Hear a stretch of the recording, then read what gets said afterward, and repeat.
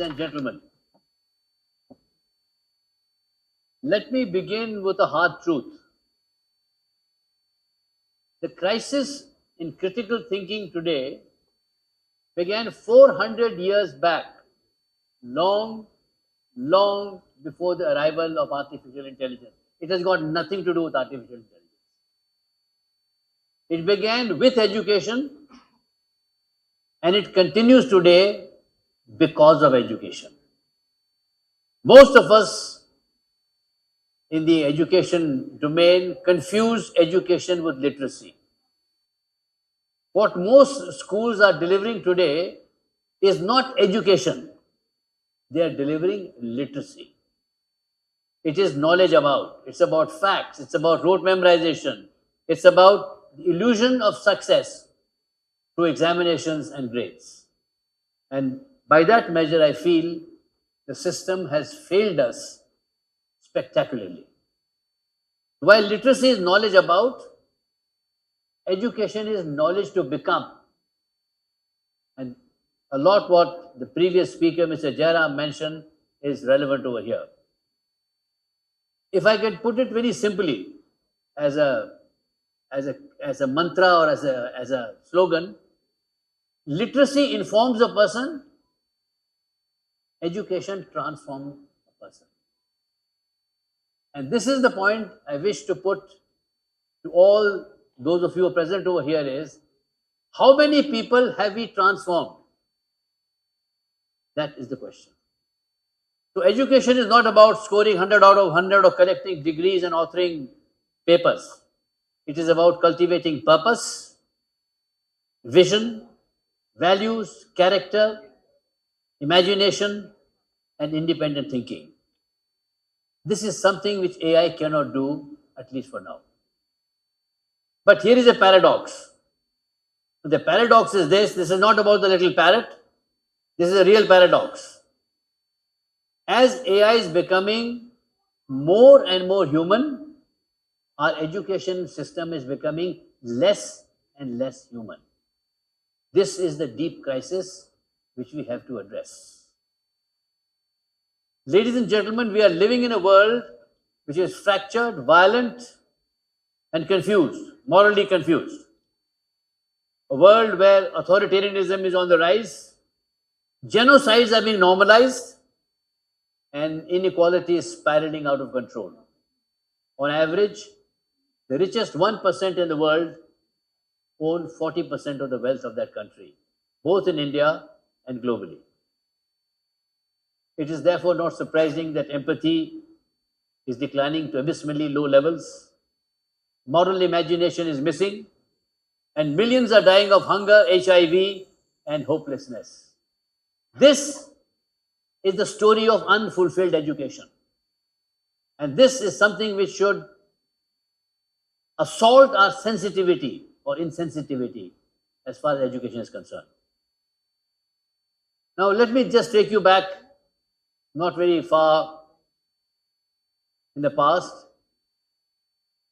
Many of the atrocities in the world have been led by the graduates of the top universities of the world. A nation that once produced the best doctors, the best scientists, the best philosophers, the best engineers, the best musicians, killed 6.5 million people of their country. What happened to education? Today, one of the world's most innovative countries, with the highest number of startups per capita, has killed over 100,000 people, including 70,000 women and children, with no end in sight. Is this education? And I'd like to remind you, if I can sum up what I've said so far, is that education has failed and is continuing to fail. Education is in a free-fall situation today. Schools and teachers, I believe, have failed to humanize our children, to reflect, to feel, to care. And I will not spare even the modern families. They also are failing to raise compassionate, grounded, and reflective human beings. This to me is not just a moral crisis. I see this as an education collapse. Much is said today about the death of critical thinking. This is a normal talk in parties and in conversations everywhere. And the allegation is that since we have outsourced our thinking to artificial intelligence, we are becoming intellectually lazy and dumb. This critique is partly right, but mostly wrong. The truth is, when we collaborate with artificial intelligence as a learning companion, not a partner but a companion, we become smarter, more strategic, more analytical, and more imaginative. But if we think of artificial intelligence as a tool, a search engine, or a shortcut or a crutch, we become dumb. And if we continue with this form of thinking, we will raise future generations that are passive, shallow, and confused. Ladies and gentlemen, AI is not the problem. The way we use it is the problem. You can use a knife to peel potatoes, or you can use the same knife to kill somebody. It is the intention and not the invention that matters. But there is a deeper concern. I have said this before, and I would like to emphasize this, that the death of critical thinking did not happen 400 years back. It began long time back. And in all this time, this 400 years, not a single major reform in education has come from within the teaching profession. Not the invention of the printing press or online learning, virtual classrooms, GPT, AI tutors, they have come from non-educationists. Every transformation in education has come from outsiders. Scientists, philosophers, entrepreneurs, technologists, philosophers, spiritualists who dare to disrupt education. Nothing has come from within the education.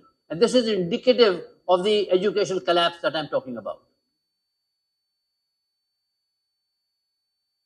Therefore, to deal with this industrial age mindset, the answer is not to replace the teacher, it is to redefine her role. To teach the child and not the subject alone.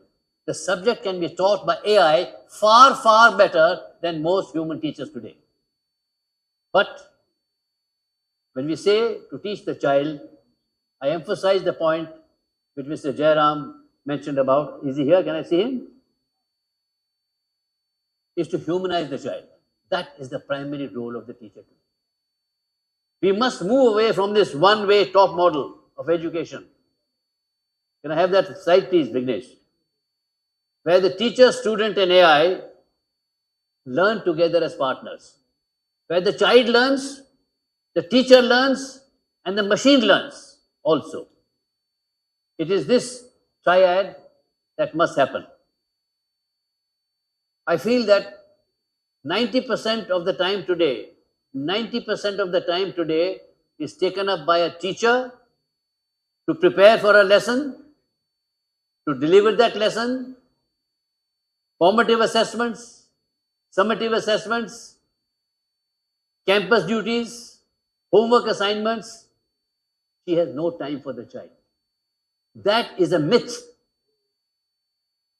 So when artificial intelligence takes on these repetitive tasks of a teacher, the teacher now has got 90% of her time to humanize the child, to do what she ought to do in the 21st century.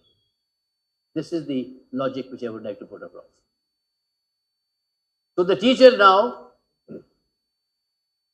will be focusing on purpose, mentoring, reflection, character, critical thinking, and most importantly, her own self-growth and her professional growth. So this is this collaborative model because we are in the age of collective intelligence now. I would like school leaders here today to ask themselves two critical questions. When you go back, Are schools preparing students for an AI-ready workforce? This is the key component of critical thinking. I don't think so. Are we empowering our students to be self-aware, ethical, and critical thinkers in a world of machines? The answer is a flat no. And therefore, I would like, ladies and gentlemen, to emphasize that the future of learning and critical thinking is collective intelligence. No single human being has got the answers to the world's complex problems today. And therefore, we are in the age of group genius. We are in the age where creativity is a team game, it's not an individual game over there. And we are in the age not of individual knowledge, we are in the age of collective knowledge. Therefore, this can be summed up by a simple formula: the teacher, student, and AI, they are force multipliers. It leads to better thinking and deeper learning. How many of you in this hall are from a maths background? Mathematics, can you raise your hand high? Ladies and gentlemen, one big transformation that has taken place in this new world that we are living in today is that the symbol plus is outdated. It has no role to play. We are in the age of force multiplication. When I force multiply you, the two of us become better than anybody else. But if you only add my knowledge and your knowledge, we will remain where we are today. So this is the concept of force multiplication in politics, in military strategy, in geostrategy, but more importantly in education. Therefore, classrooms are no longer teacher-driven. Classrooms are no longer teacher-driven. They are human-machine ecosystems for learning. And therefore, to reclaim critical thinking, schools must emphasize the reimagination of the goal of education. The goal of education is not to prepare to score 100 out of 100, college placements, and career paths. They have no relevance today. It is to empower the child to be able to create her own future, not in only the AI world, but in the age of the coming superintelligence, which is around the corner, when machine intelligence will surpass human intelligence. The collective intelligence of 9 billion people on this planet. So it is to help her to create her own future. Those are the skills, those are the competencies, those are the mindsets that education has to aim for. The second change that has got to happen is to redefine the role of the teacher. It is to be understood that teachers are no longer knowledge providers. They are wisdom workers. And therefore, it is to transit from being a knowledge worker, a knowledge provider, to a wisdom guide, and from becoming a teacher to an educator. This word educator is being used very flippantly. Most of us are not educators. Educators transform. They are in the business of knowledge to become, knowledge to be. Literacy, those who impart literacy, most of us are doing that, they are teachers. So therefore, to graduate from a teacher level to a higher level over there, we have to completely redefine our role. Teach students to reflect, think deeply, and to think with AI. AI is no longer a tool, AI is a companion. And lastly, is to make collaborative learning the norm. I will be concluding with a simple and a powerful equation, which I would like you to mull over when you go back. It's only when human beings combine with artificial intelligence that we will give rise and birth to vision, humanness, to critical thinking, and to creativity. Today, as I speak to you, education is at a crossroad. And this crossroad is something which we have to be very, very careful about. For the first time in human history, machines can think, machines can learn, machines can teach, and machines can create. And if we go by all the predictions by the godfather of AI and all the big AI innovators today, they all agree on one thing, that the day is not far off when machines will also gain human consciousness. They will become self-aware. When this happens, maybe 10 years, 15 years, 20 years down the line, but it is going to happen in our lifespan. So as schools are shaping the future over there of the students, I feel that we as educators over here must understand that we have very little time left. And I say this, and I would again like you to reflect upon 4 things, rather than giving you pontificating answers, that in the age of collective intelligence, the future is not human versus AI, but humans with AI. AI is not a tool, it is your personal learning companion. The greatest danger, ladies and gentlemen, is not that AI becomes human. The real danger is humans forgetting how to be human. And lastly, critical thinking will be our last great human advantage. Education, therefore, must restore the current gross imbalance. Education must be fully immersed to create fully human beings in the age of machines. I'll be only glad and happy to answer any questions which you have. I think I've just got about time for one question, maybe. Mr. Panditi? One question.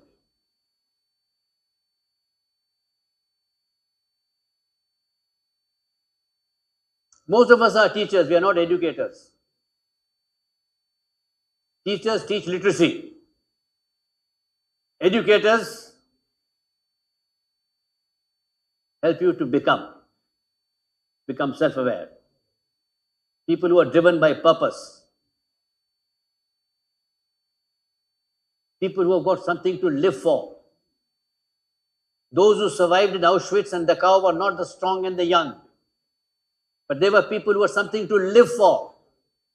That is what education is. What are we living for? That is self-awareness.